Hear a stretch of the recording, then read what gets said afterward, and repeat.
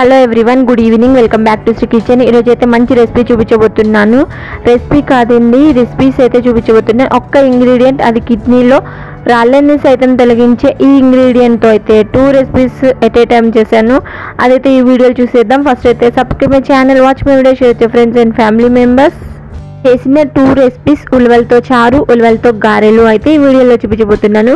First అయితే ఉలవలు తీసుకున్నాను, ఒక పావు కేజీ వరకు తీసుకున్నాను. పావు కేజీ 40 రూపీస్ అంట. ఇది అయితే ఒక గ్లాస్ వరకు మాత్రమే తీసుకున్నాను. ఫస్ట్ అయితే ఒక గ్లాస్ వరకు తీసుకొని కుక్కర్లో వేసేసుకోవాలి. ఒక కప్పు వరకు తీసుకున్న ఉలవల్లో మెయిన్గా ప్రోటీన్, ఫైబర్ అధికంగా ఉండడం వల్ల కొలెస్ట్రాల్ తగ్గించడంలోను, ఫ్యాట్ బర్న్ చేయడంలోను ఉలవలు అనేవి చాలా ఉపయోగపడతాయి. హెల్త్ బెనిఫిట్స్ చెప్తూ ఈ రెసిపీని అయితే చూద్దాము. ఒక కప్పు వరకు తీసుకున్న ఉలవల్లో 4 కప్స్ వరకు వాటర్ యాడ్ చేసుకుందాం. దీంతో పాటు కొంచెం సాల్ట్ యాడ్ చేసుకుందాం. ఒక 5 విజిల్స్ వచ్చే వరకు అయితే కుక్కర్లో వేసి ఉడికించుకోవాలి. ఇప్పుడు ఒక కళాయి తీసుకొని అందులో ఒక 2 టేబుల్ స్పూన్ వరకు ఆయిల్ వేసుకుందాము.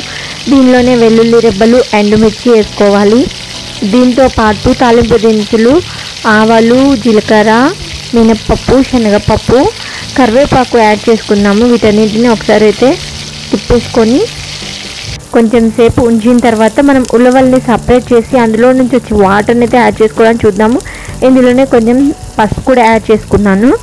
ఇదైతే ఒకసారి తిప్పేసుకున్న తర్వాత మనం ఉలవల నుంచి సపరేట్ చేసిన ఈ వాటర్ని యాడ్ చేసుకుందాము. కొంచెం సాల్ట్ కూడా యాడ్ చేసుకోవాలి దీంట్లోని.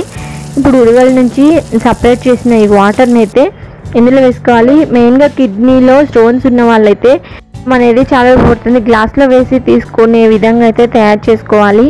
ఇది కొంచెం సేపు మరిగిన తర్వాత ఇందులోనే చింతపండు పులుసుని యాడ్ చేసుకుందాము.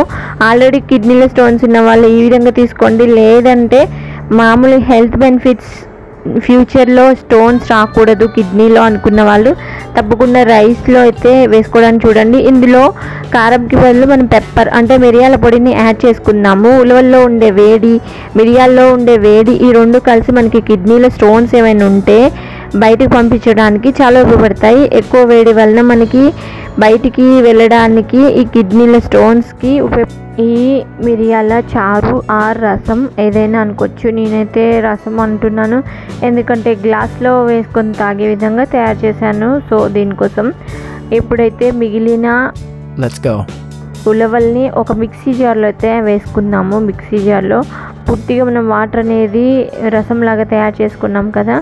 ఇప్పుడైతే మిగిలిన ఉలవల్ని యాడ్ చేసుకొని ఇందులోనే 4-5 గ్రీన్ చిల్లీ వేసుకుందాము. దీనితో పాటు వెల్లుల్లి రెబ్బలు కూడా వేసుకోవాలి. ఇందులోని జీలకర్ర కూడా యాడ్ చేసుకుందాము. వీటన్నింటిని అయితే వేసి ఒకసారి అయితే మిక్సీ పట్టేసుకుందాము. జీలకర్ర కూడా యాడ్ చేసిన తర్వాత సాల్ట్ తగినంత, ఆల్రెడీ మనము కుక్కర్లో వేసాం కదా, ఆ సాల్ట్తో ఈ సాల్ట్ ఎక్కువ అవ్వకుండా చూసుకునే విధంగా వేసుకోండి. దీనిలోనే ginger garlic paste 1 tablespoon వరకు వేసుకుందాము.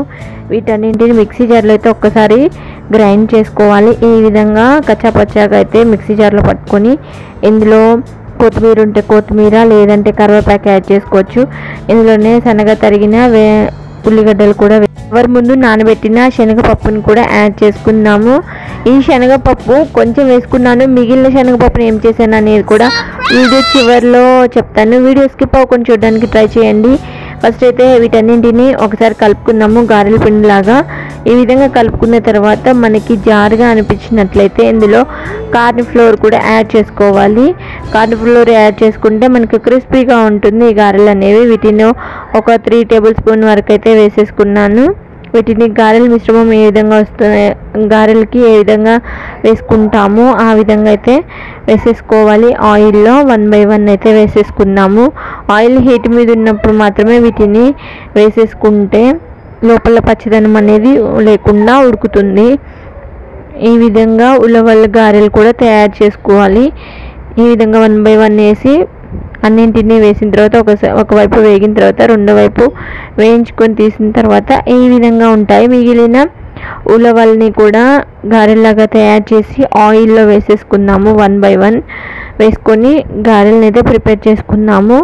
ఇంకా ఉలవల్లో మెయిన్గా భాస్వరం అధికంగా ఉండడం వలన ఎముకల నిర్మాణానికి, ఎముకల దృఢత్వానికి ఈ ఉలవలు ఉపయోగపడతాయి. దీంతో పాటు శక్తి బూస్టర్గా, ఇంకా రక్తహీనత వంటి సమస్యలు రాకుండా ఉలవలు ఉపయోగపడతాయి. దీంతో తయారు చేసిన గారెలు కూడా చాలా టేస్టీగా, క్రిస్పీగా ఉన్నాయి. ఇంతక చెప్పాను కదా, మిగిలిన శనగపప్పుని అయితే ఒక కళాయి తీసుకొని ఆయిల్లో ఈ శనగపప్పు చాలాసేపు ఒక 1 అవర్ నానబెట్టాం కదా, వీటిని వేయించుకొని ఇందులో ఉప్పు, కారం యాడ్ చేసుకున్నట్లయితే చాలా క్రిస్పీగా, టేస్టీగా ఉంటాయి. పిల్లలు తినడానికి కూడా మనకి మూంగ్ దాల్ ఎలా ఉంటుంది ఆ విధంగా అయితే వస్తాయి. చాలా హెల్దీ అయిన ఈ శనగపప్పును కూడా ఈ విధంగా ట్రై చేయడానికి చూడండి. ఫస్ట్ అయితే కొంచెం ఎర్రగా వేగే వరకు వేయించుకోవాలి.